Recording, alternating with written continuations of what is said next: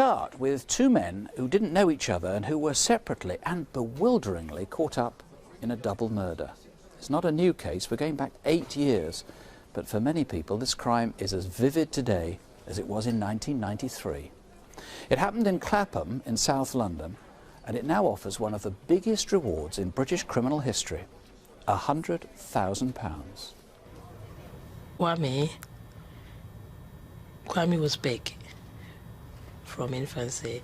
As an adult, Kwame was a gentle giant. He was only on the beat for about 3 years.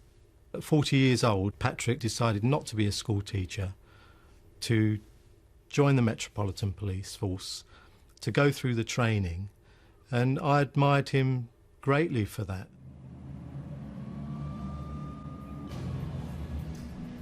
Hernias. Right, okay. Name 2 different types. Inguinal and abdominal. Right. Come on, give it to Righty now. Come on. Yeah, well, I don't know. Yeah, it is him. He must have been here when I was out. Yes, I have called the police. I was asked, could I go to a call in Cato Road? Meanwhile, Patrick was out and about in his bike that night and called up to say that he could actually go to that call for me because he was just round the corner. Everywhere, the books and The officer came in, it was about 9:05, and he started to take a statement.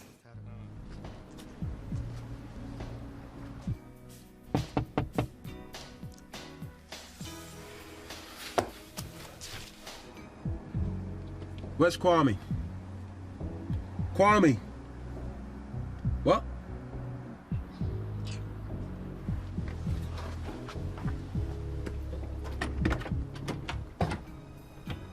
Kwame. Is he there? Where's Kwame? It's next door. What? It's next door. Sure, man.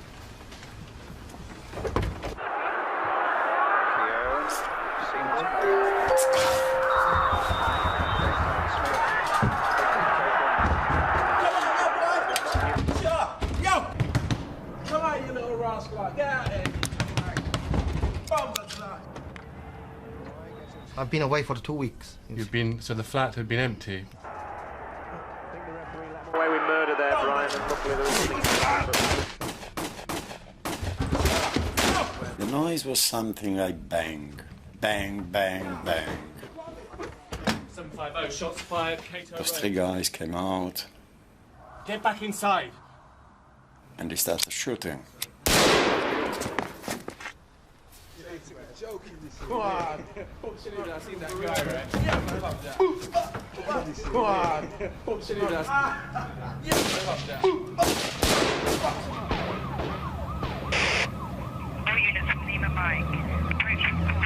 As we pulled up, we came across what turned out to be a double murder, and I knew that there was going to be no hope for Patrick living at all.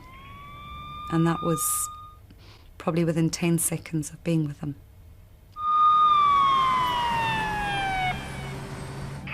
It's me. I told them where he lived. There was a knock on the window, wasn't there? When I come out the door, I told him he just lives down there.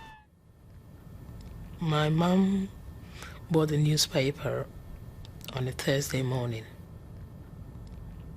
turned the page and found her son's photograph and a headline that he's been shot. And she collapsed. Around 11:15 at night, a police officer knocked on the door and he asked if I had a brother, PC Patrick Dunne, and I said yes. And the moment he asked that question, I thought, my goodness, what's happened?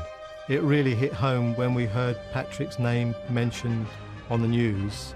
PC Patrick Dunne had been called to a minor disturbance at a house in Clapham in what police say was a tragic coincidence. This was Patrick, this was my brother. He doesn't get into situations like this. Patrick always succeeded. And suddenly to know that we would never see him again. One can't describe what that does to you inside. The other man was found dead nearby. He too had been shot in what may have been a drugs-related killing. The media coverage of the whole incident was very negative, and I just shut myself out. I didn't want to talk to anybody. In fact, the reason for Kwame's death is still a mystery.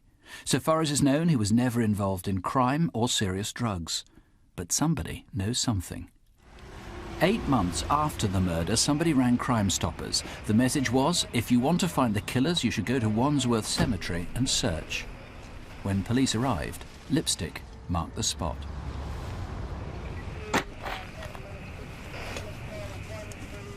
Two guns were wrapped in a plastic carrier bag. They were forensically linked with Pat and Kwame's deaths and other shootings too. Now, 8 years on, the investigation has been renewed and has a new lease of life.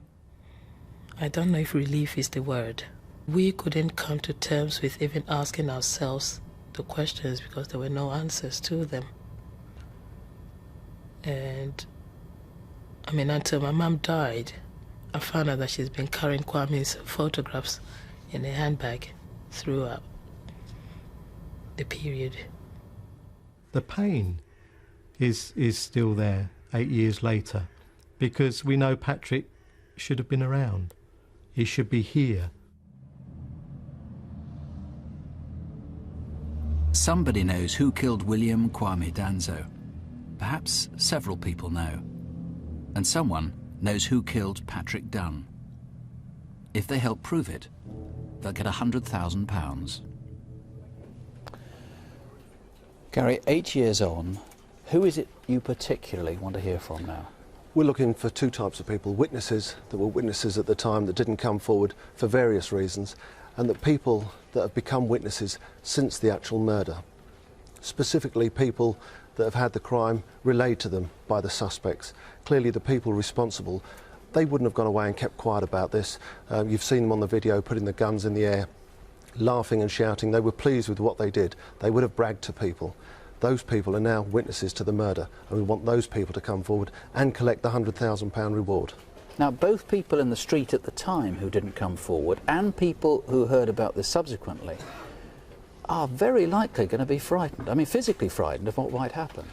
We understand that they'd be frightened of these people, and they have reason to do that. However, we will offer them every bit of available protection, and we will ensure that they are protected if they come forward and give the evidence to us. Now, I want to just delve into that if I can. I mean, this is serious stuff. Somebody may very well want to claim the £100,000, but you're going to need them to give evidence. It's no good them just saying, well, here's a name, because you've got a long list of names I know.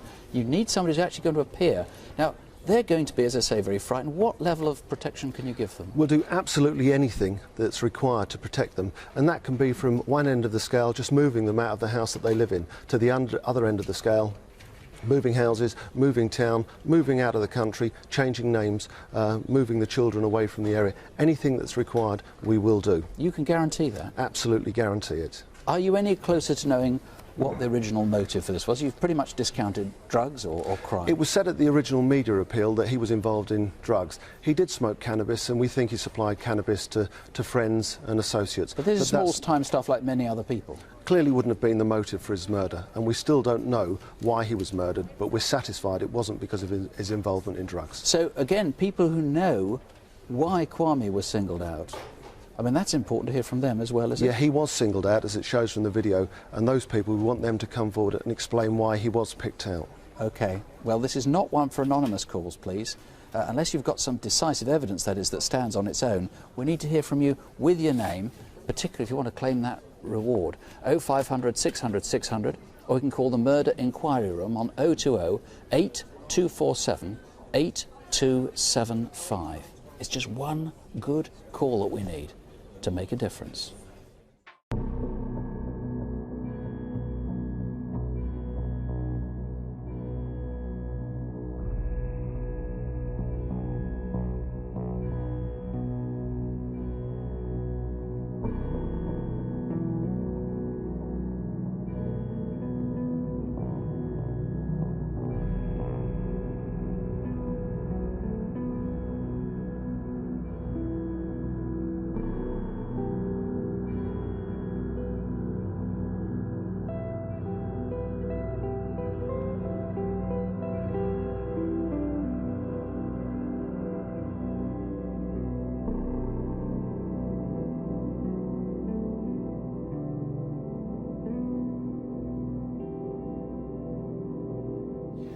Now to Paisley near Glasgow.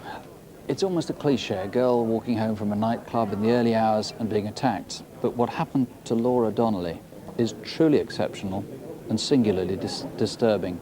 For a start, she wasn't just harassed or molested, she was sexually assaulted and murdered.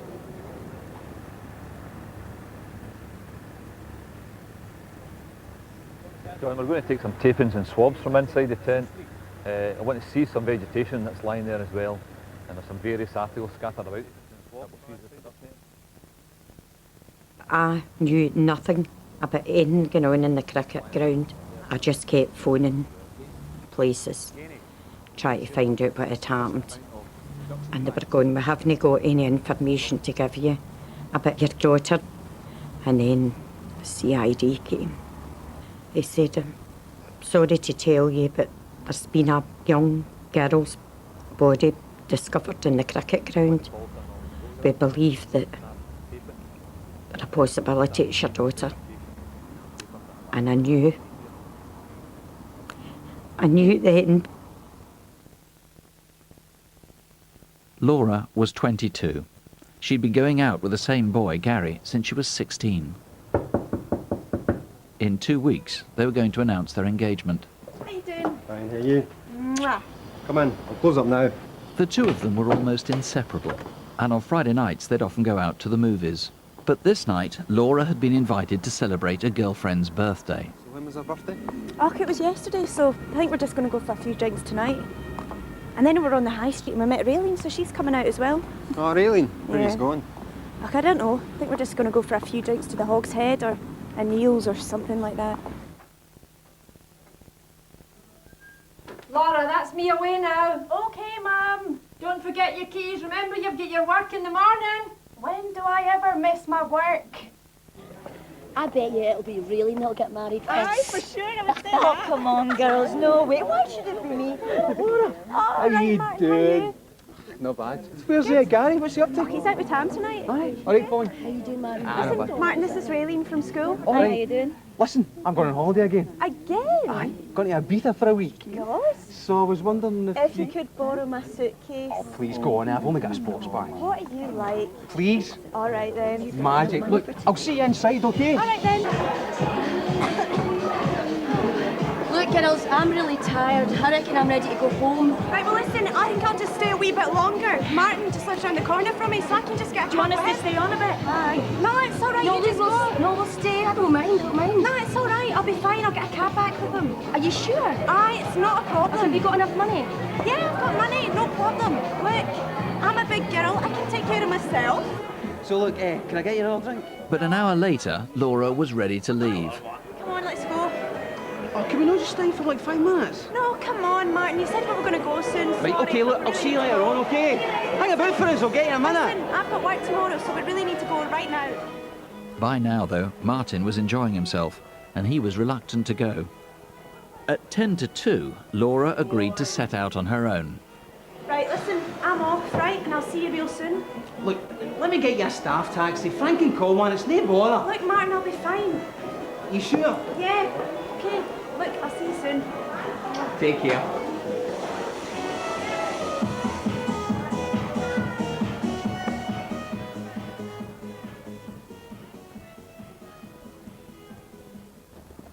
Laura's death has created huge publicity throughout Scotland, but there are still many potential witnesses.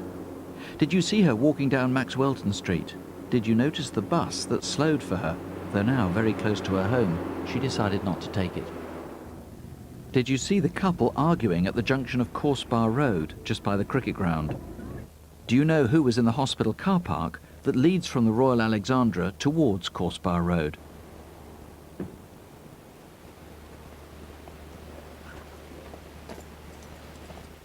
What time does the flight come in again? It's about 3 o'clock. I think we're going to be too early. We could be waiting down there a long time. I don't know, it's better get in and get settled. She's braving her own at this time of night. You know, there's a guy with her there.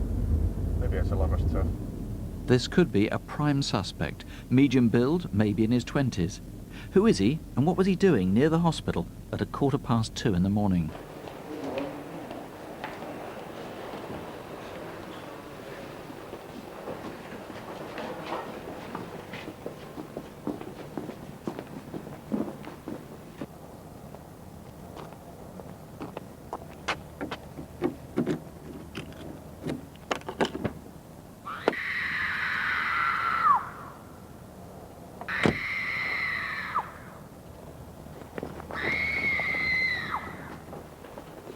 me, there's a woman outside screaming. Sorry?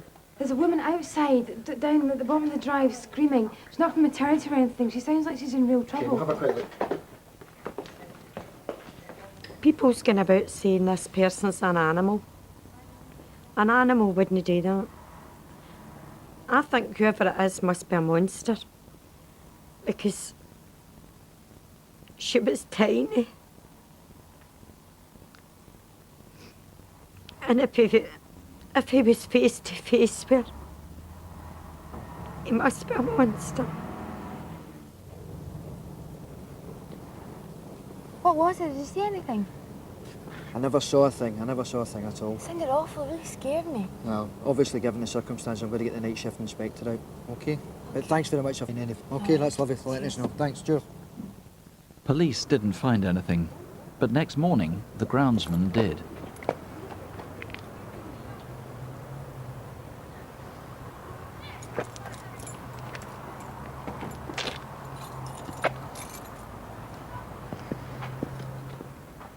That evening, a young boy looking for his football found Laura's body hidden in long grass.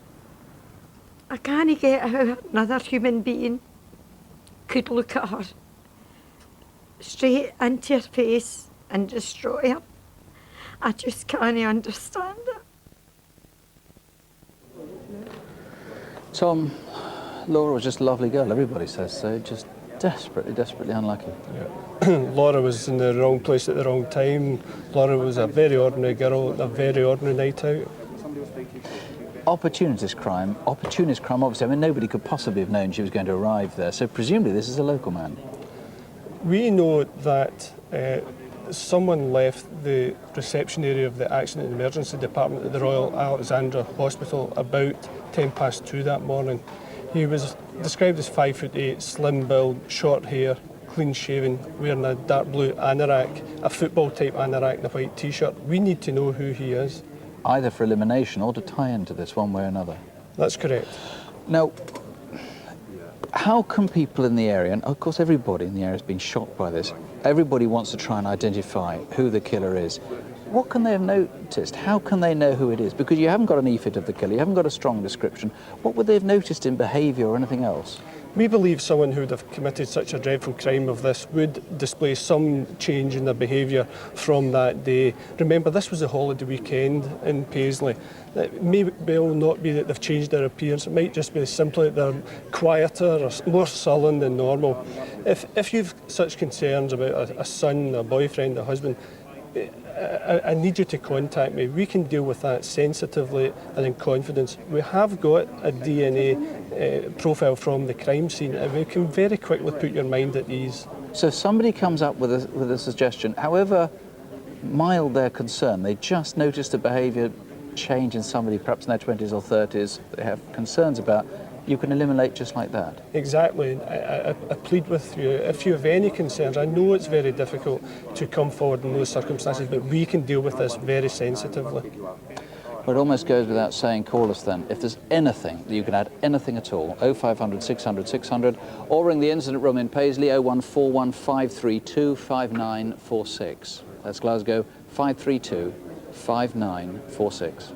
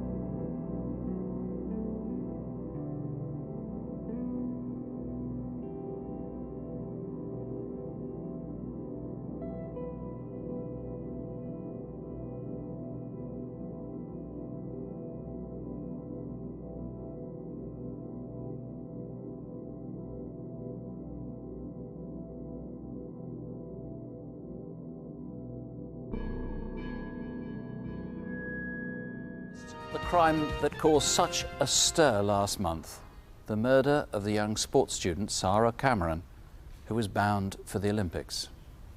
She phoned me up and she said, "Dad, I found a cheap ticket to Sydney, but I've got to take it now and I haven't yet got my visa. What should I do?" She was going to work for the Sydney Olympic Organisation Committee. It was like a new life was about to open, as if she was going to really achieve what she wanted to do. I am a very proud father. Sara's dad is English. She was brought up by her Finnish mother. But for the last 2 years, she'd been studying for a degree in sports management in Newcastle upon Tyne. Sara's friends take up the story.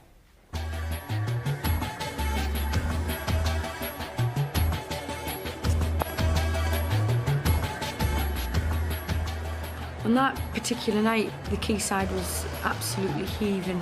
It was jam-packed with lots of people really up for the weekend.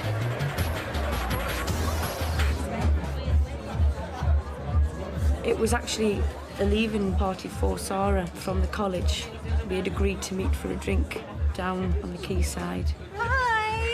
Are you mad out there? I know, it's Easter bank holiday weekend and everybody is out tonight. Can I get you a drink? Oh. It was quite busy, so we thought we'd move on to the Crown Posada because it was a little bit more quiet and we could talk. Hope the weather is better. We met another colleague from work. He came down at 10 o'clock and he brought Sara's present. Just in case you get bored with the tinnies, here's something for all those Barbies, mate. I wish I was off to Australia. You're dead lucky in the Olympics as well. Oh, now this is great. What is it? Yeah, bubblehead. Look, it's a corkscrew. Not a you should be at a party. I hope you like it. I love it. We left the pub at 11:10. We just sort of like went our separate ways outside the pub. We had a good drink, so we were sort of really up for going out and going clubbing, but Sara wasn't. We did spend a lot of time trying to encourage Sara to come night clubbing with us, although she was adamant that she didn't want to come. See you later, gorgeous. Are you sure you don't want to come for a boogie? No, thanks. I want to go home. I've got work. I'm tired. Stay in touch, yeah? Make sure you're right. I will, I promise. Bye, love. Bye. Watch out for those Aussie surfers. When you hear about this, when the news is broken to you, you simply don't believe that something like this is happening.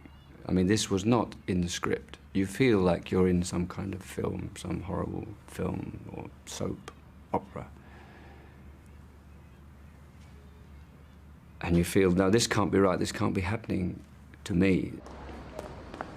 Around 11:20, Sara entered Monument Metro Station and took the last train towards Whitley Bay. Police are trying to trace everyone who took a late-night train that Thursday a month ago. You might well have seen something that will point towards her killer. It's 15 minutes later, 11:35, April the 20th, the Thursday before the long Easter bank holiday, and maybe Sara's murderer was also riding on the last train. She lived in Erzin, which is by the coast, which I suppose it is quite a far-out place for a student to live. From the metro, it used to take her about 20-25 minutes into town itself.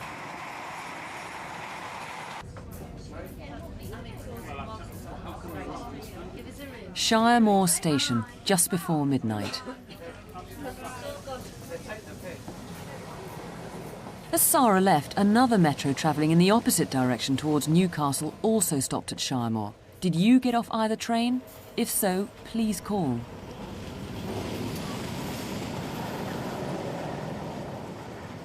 It's quite far out from the city centre, and Sara used to often complain the distance that she had to walk from her house to Shiremore Metro Station. A local resident remembers Sara heading down Park Lane towards Ersden and distinctly recalls that a man passed him walking in the same direction.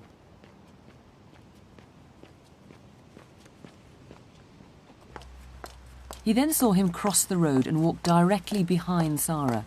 He thinks the man was medium build and was wearing a dark fleece with lighter coloured sleeves. Sara turned right onto the Ersden Road, followed by the man, who was now running.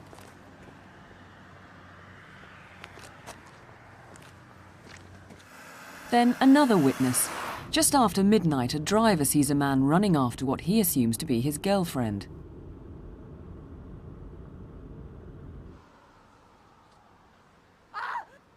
From somewhere, there was a brief scream.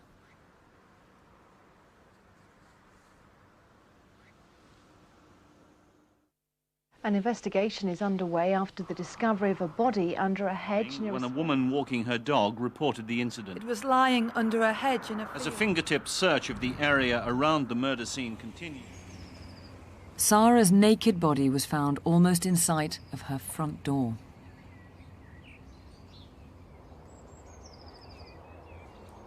Her clothes had been taken away, along with her handbag and the corkscrew. But some of her clothes were discovered about half a mile away in a small wood beside Wellfield School. Unless her killer struggled across fields and ditches, he must have known the local paths here.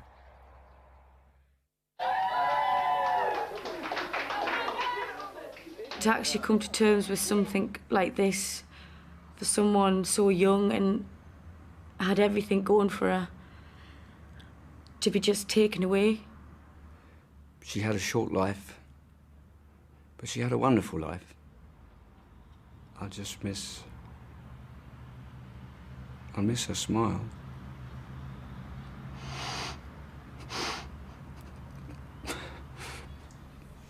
Steve, it's just a tragic case.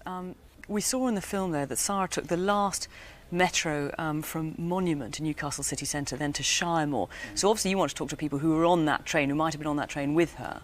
Yeah, that's right, we do, but we also more specifically want to speak to people who got off that train or who may have seen people get off the train. And we also need to speak to anybody who was in Shiremore between 11 o'clock and 12 o'clock, and particularly anybody who may have seen somebody hanging around the area. It's important to get in touch with us.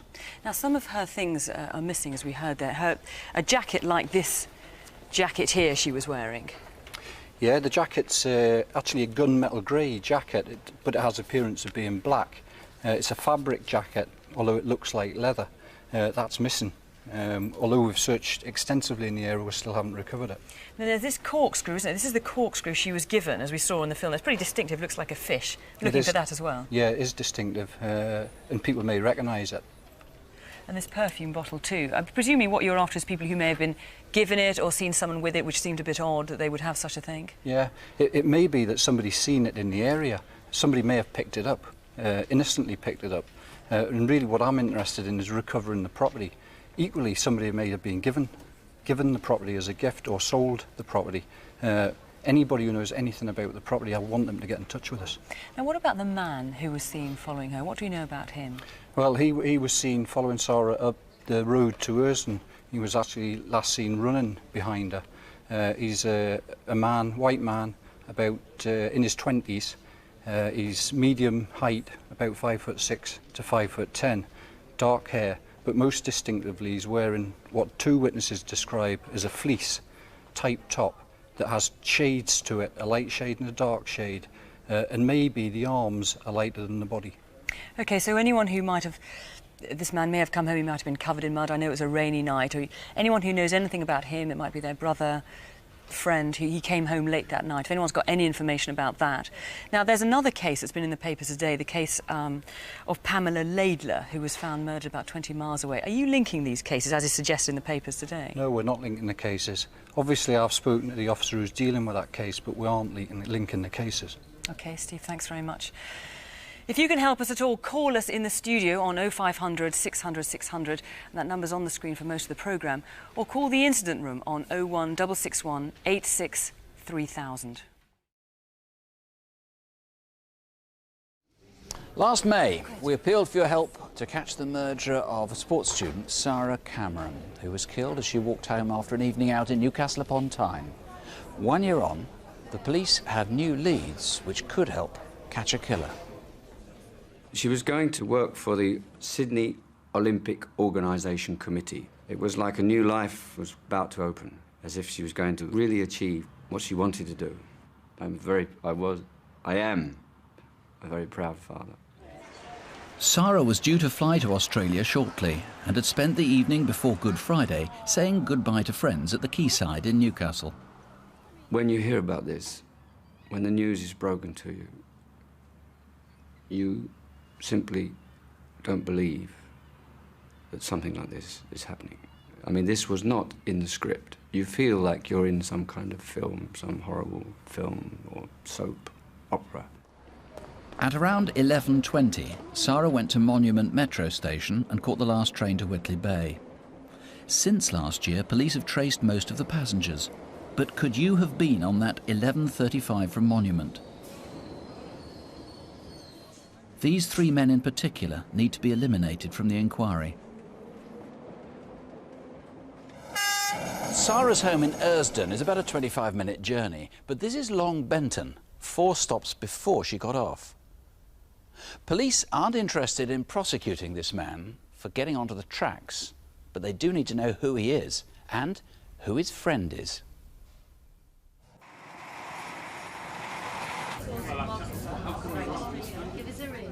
Shiremore Station, just before midnight. At the same time, a train arrived at Shiremore in the opposite direction. If you were on that train and haven't yet spoken to the police, please call us now. A local resident remembers Sara heading down Park Lane towards Ersdon and distinctly remembers a man passing him walking in the same direction. He then saw him cross the road and walked directly behind Sara. Sara turned onto the Ersdon road, followed by the man, who was now running. Around the same time, a driver saw a man running after a girl that he assumed to be his girlfriend. Sara's body was found almost in sight of her front door. Her clothes and a number of her personal possessions have been removed, but some were found about a quarter of a mile away in a small wood beside Wellfield School. It's a den, and the killer may have played here long ago. If you've ever used the den, please get in touch. She had a short life, but she had a wonderful life. I'll miss her smile. So, who killed Sara? Whoever did it, he's probably in his late teens or in his 20s. He was certainly out late last year and the night before Good Friday, and he'd probably have come home pretty muddy. He knows Shiremore, Ersdon and Wellfield, and he's fairly likely to have been to that den before, maybe as a child. Now, it's been a long inquiry, but there is excellent DNA, so every suspicion can easily be checked out. 0500 600 600 or 01 661 863 000.